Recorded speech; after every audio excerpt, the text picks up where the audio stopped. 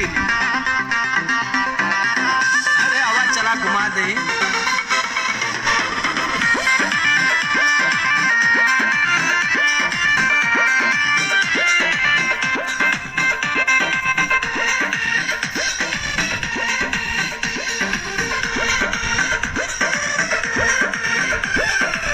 चलो ना जानू आज पटना घुमा दूं, अच्छा चल के बजरिया में शॉपिंग करा दूं।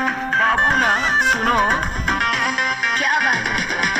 चलो ना जानू आज पटना घुमा दूं, चल के बजरिया में शॉपिंग करा दूं। चढ़ब न फेरू सफरिया पिया, काहे से उठे कर दिया पिया, कमरिया पिया, कमरिया पिया, भइल बाल पक के कमरिया पिया, कमरिया पिया, कमरिया पिया, भइल बाल पक के कमरिया पिया। और ये तो बरियार फजीहत हो गई।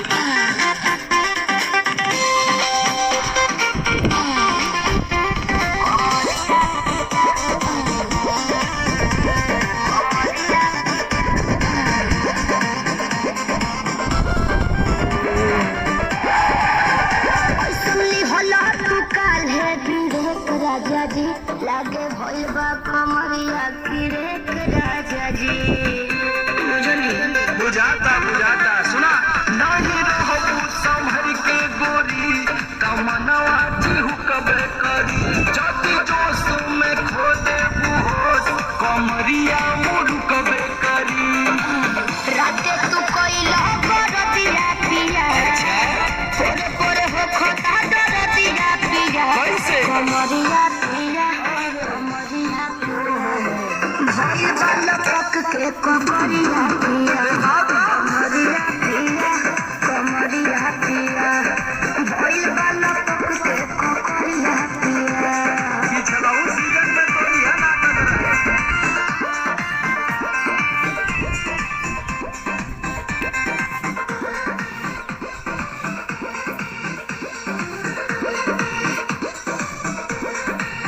पहिले वादा तू कर आशीष पिया हो, कौन करबा ना अब साजिश पिया हो।